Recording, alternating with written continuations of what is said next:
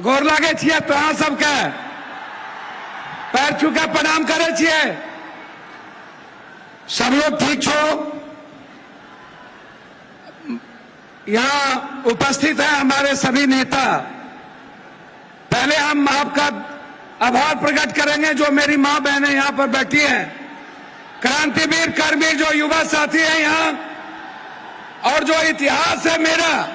मैं एक बात आपको बता दूं, मैं सिर्फ सीमांचल और कोसी के विकास के लिए आज जो यहाँ बहुत हमारे माननीय मंत्री जी लोग जो वरिष्ठ मिनिस्टर हैं, हमारे जीतन बाबू यहाँ पर मौजूद हैं जो हमारे लिए पिता के तरह है, चिराग पासवान जी जो मेरे बहुत ही करीब, रामविलास जी ही मेरे साथ बहुत करीब थे, मैं गिरिराज जी का, सभी लोगों का, माननीय सांसद, माननीय बिहार सरकार के मंत्री, माननीय विधायक और माननीय विधान पार्षद, और यहाँ उपस्थित इस सीमांचल और कोसी की आवाज, एक जिन्होंने संघर्ष किया, जिन्होंने जिद था, जिनके भीतर जुनून था एक परिवर्तन का, और वो संकल्प लिया गया था।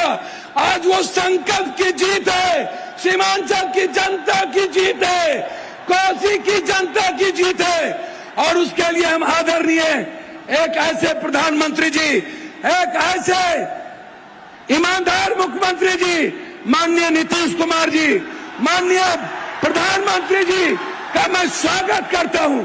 मैं धन्यवाद देता हूं दिल के गहराइयों से कि आपने हमारे सपनों में साथ दिया, आप हमारे उम्मीद के साथ खड़े हुए, और आप हमारे विश्वास की ताकत बने।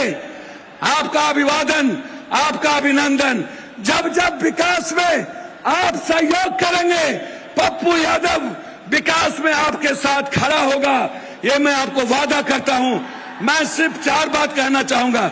एक, माननीय दिलीप बाबू, आप नायक हैं, आप नेतृत्व कर रहे हैं, आप पर गर्व है हमें। मैं सिर्फ इतना कहना चाहूंगा, हम 5 चीज का डिमांड करना चाहेंगे। माननीय मंत्री और पूरा बिहार सरकार, पूरा भारत सरकार यहाँ पर मौजूद है। नित्यानंद बाबू से भी बहुत उम्मीद है, हमें अपेक्षा है कि नित्यानंद बाबू हमारी बात को सुनेंगे। एक आग्रह है कि आप कोसी सीमांचल जो बाढ़ से पीड़ित है, हार्ड डैम, हम बार बार हार्ड डैम का मांग उठाते हैं। आप इस कोसी सीमांचल के बाढ़ से मुक्ति के लिए हार्ड डैम पर, नित्यानंद बाबू आपकी ताकत है, आप होम मिनिस्टर हैं, हार्ड डैम कई बार आप बोल चुके हैं, हम हार्ड डैम आपसे डिमांड करेंगे। नित्यानंद जी और हमारे केंद्रीय मंत्री जी से आग्रह करेंगे कि हम चाहते कि हम सिर्फ विकास चाहते हैं। कोसी सीमांचल हमेशा दूर रहा है, इसीलिए मैं आपसे आग्रह करना चाहूंगा, पूर्णिया या कोसी में एक एम्स का निर्माण आपके द्वारा जरूर घोषित हो। यह सीमांचल की जनता एक एम्स चाहती है, ये मैं आपसे चाहूंगा। तीसरी चीज आपसे मैं चाहूंगा, पूर्णिया उपराजधानी बने, पूर्णिया हाईकोर्ट बेंच बने, ये पूर्णिया की जनता चाहती है।